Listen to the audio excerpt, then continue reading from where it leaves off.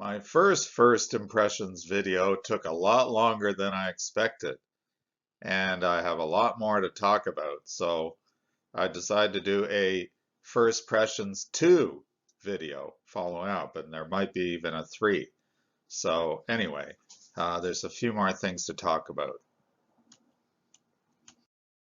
So Spring Festival occurs typically in January and March every year, and it's the biggest festival of the year in China. And so it's the one you might have heard about where people actually travel some distance from where they normally work. So they're migrating back to their hometowns typically.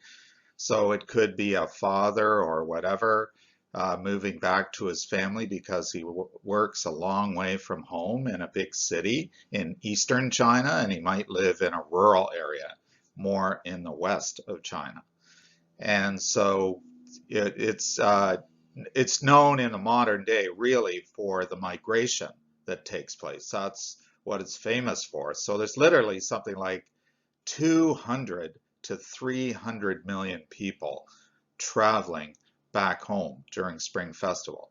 They say it's the biggest movement of humans annually. There's no other migration like that. So it's massive. So this is a big coming together. It would be the equivalent of, I guess, Christmas in Canada, maybe Thanksgiving in the US. This is the big festival. And it's usually typically about a week long, at least a week long. But for schools, the school holiday tends to be about 3 weeks. And so it starts maybe in the third week of January typically, or early February. So it's not the same day each year. So I think that's the first point I want to make. And that's because it follows the moon.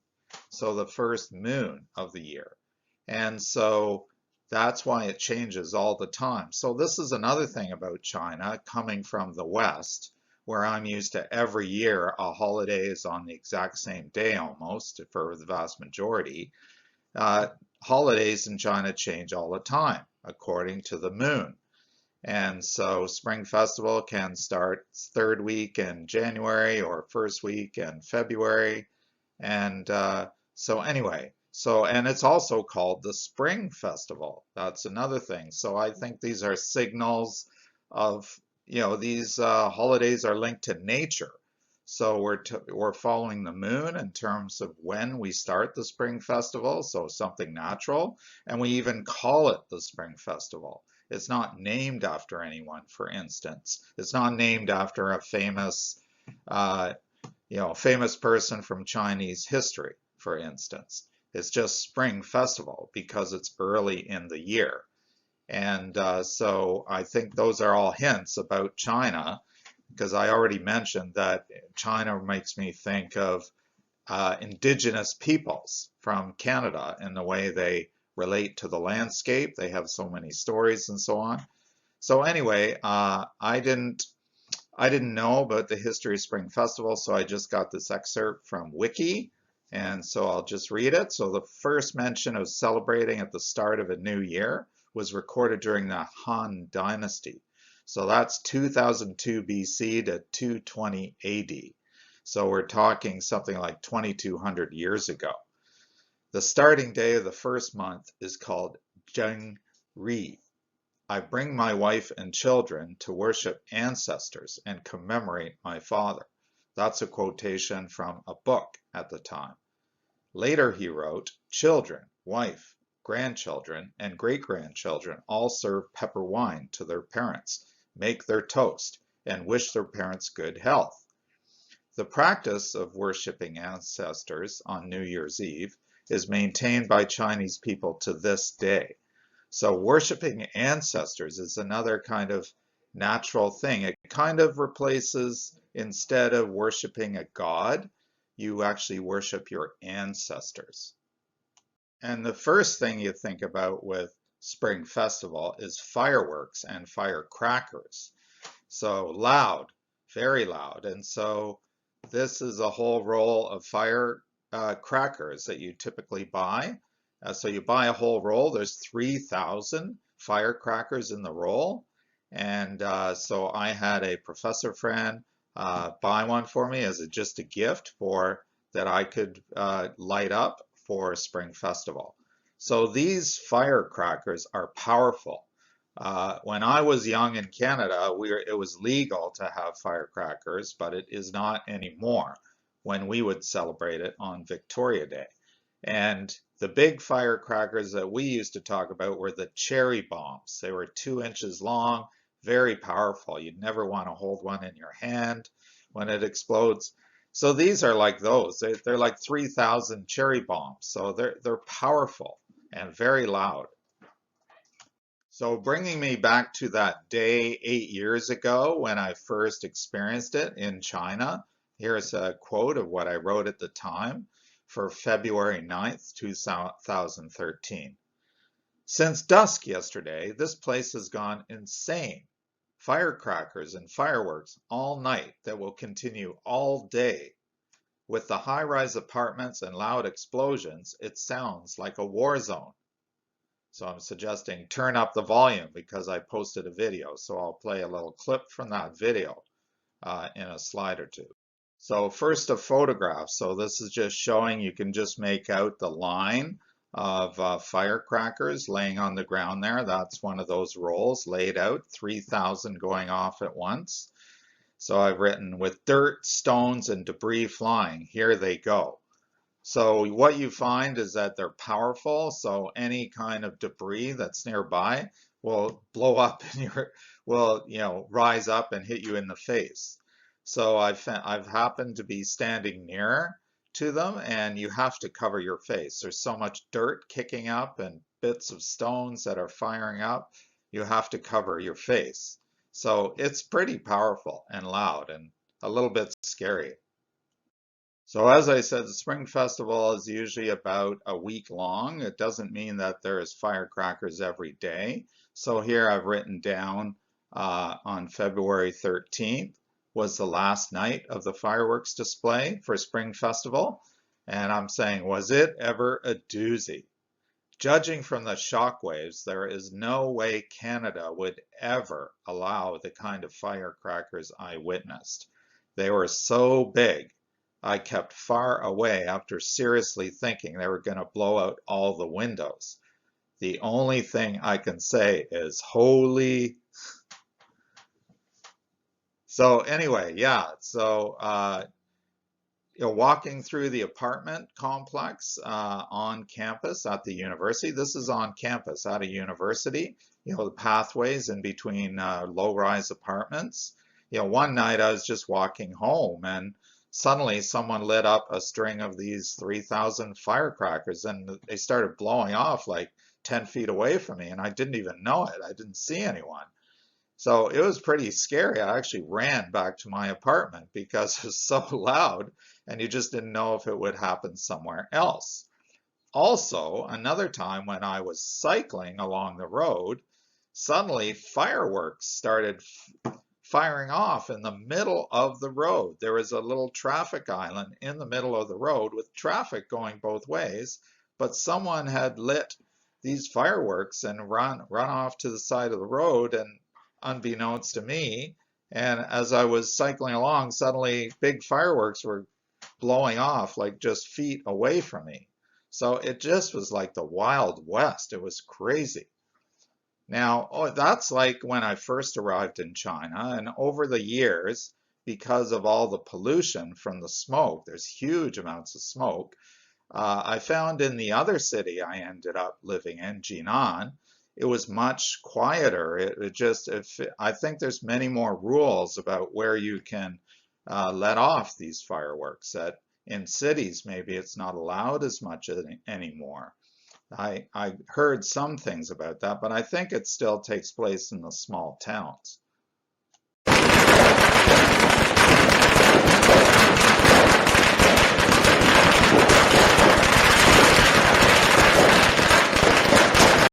This is the quieter part of Spring Festival, when you're giving to the ancestors. And so this is how I experienced that in the first 3 months. I was in China for the very first Spring Festival I went to, was part of. So all they're doing is burning fake money, but there's also fake gold, gold bars, gold paper. There's also food offerings. As I discovered later, a few years later, I have a couple photos coming. And it's a little more elaborate here. This was a spring festival I was part of about 3 years later, in a different part of China. And so this is where I stayed with a friend, with my family. We stayed with a friend's family in a little Chinese village in a rural area. We lived with them for several days and participated in the Spring Festival. And so this is where they've put a lantern at each end of this long line of offerings to the ancestors. And I'm guessing that's just to see at nighttime. You're doing this when it's dark, just to see where all the offerings are. And so the yellow is basically represents gold. It's basically gold paper, but you see sort of folded cardboard gold boxes to represent gold bars. Sometimes you see these in the stores. And then you can also see there's food offerings, which is, this buns, steamed buns, basically. And what else have we got here? I think that's mainly what we've got right here. So that's outside. This is during Spring Festival, but this happens. People who are a little more, I guess, committed or dedicated, they're giving monthly to the ancestors, and they even have, say, a part of their house set aside for the ancestors, just sort of honoring them. So this goes deep. And so this was kind of a little shrine in my friend's parents' house. They were about in their 80s, and this was their kind of shrine to the ancestors. And so you can see they're kind of offering gold flakes, I guess. There's also incense that you see with Buddhism and candles and so on. And this is just a permanent structure right by I think it was near the entrance of the doorway. As soon as you entered into the house, you saw the shrine.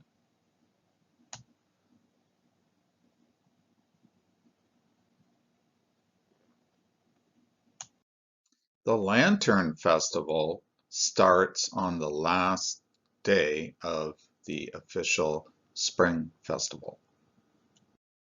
So the Lantern Festival kind of, just comes right after, obviously, the Spring Festival. And here's some details again from Wiki just about the Lantern Festival. The festival started at the beginning of the Han Dynasty, about 2,200 years ago. Initially, it was established by the emperor to celebrate the winning of a war. People began to celebrate it every year, however.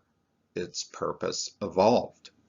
For instance, during the Sui Dynasty, after giving the emperor their best wishes and gifts during Spring Festival, foreign visitors were invited to stay for 2 more weeks, whereupon on the 15th night, the emperor gave them a big show of lanterns and fireworks. Later, in the Tang Dynasty, people began to celebrate it as the first full moon night of the new year, the government lifting the curfew for the whole night.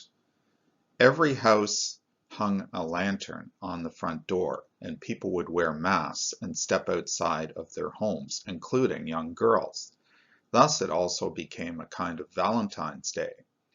Nowadays, people go out to see lanterns, buy snacks and masks, watch fireworks, solve lantern riddles, and eat yuan xiao, small boiled and hollow pasta-like balls with sweet filling.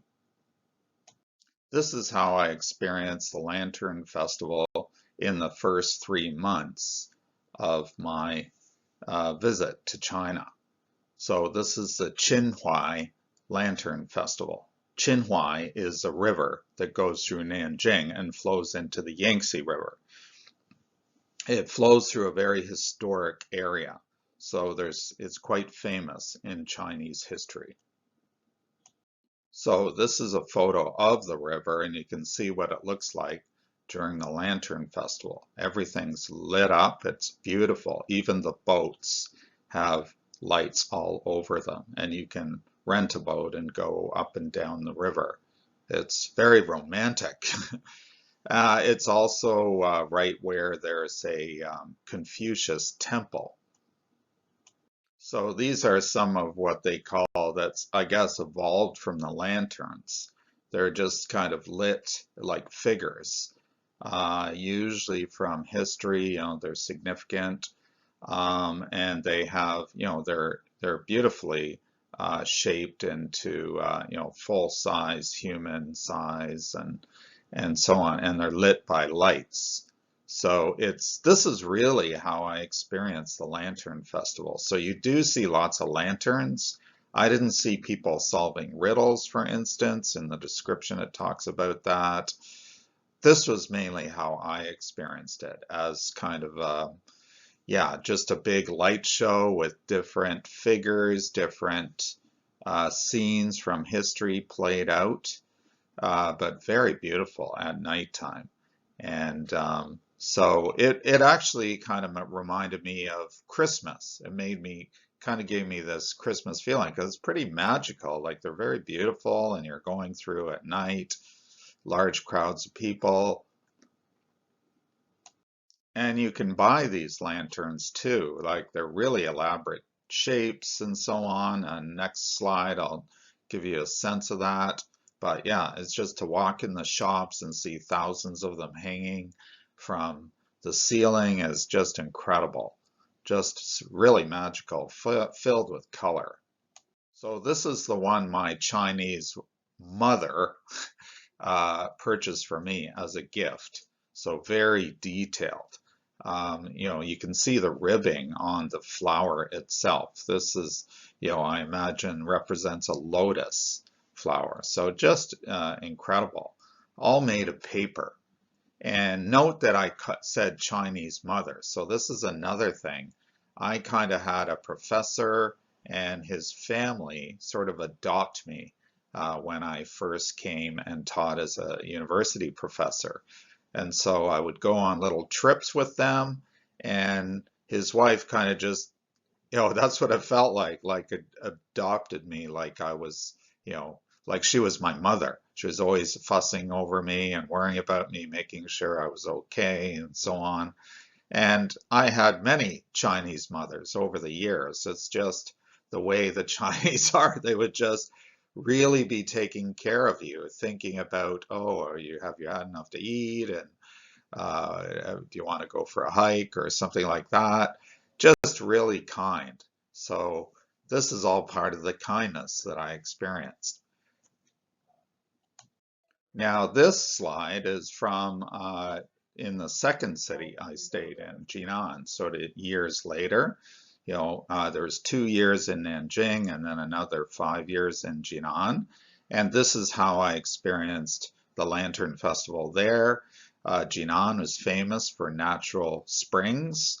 So they had the whole display at the major spring site that you can visit in Jinan.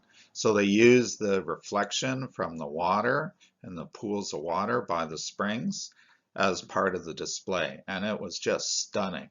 Every year I would go. It's the one thing I never wanted to miss, because it was really magical year after year. It's really like, made me think of Christmas, as I said.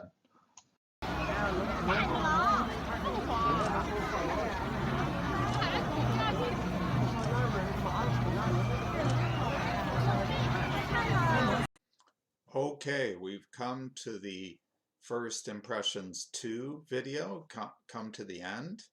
And anyway, while I was narrating, I suddenly got an idea popped into my head. And I realized, we all bring our baggage, our background, and so on when we in a new situation. And I come from like the world's most culturally diverse city, which is Toronto, Canada, as identified by the United Nations.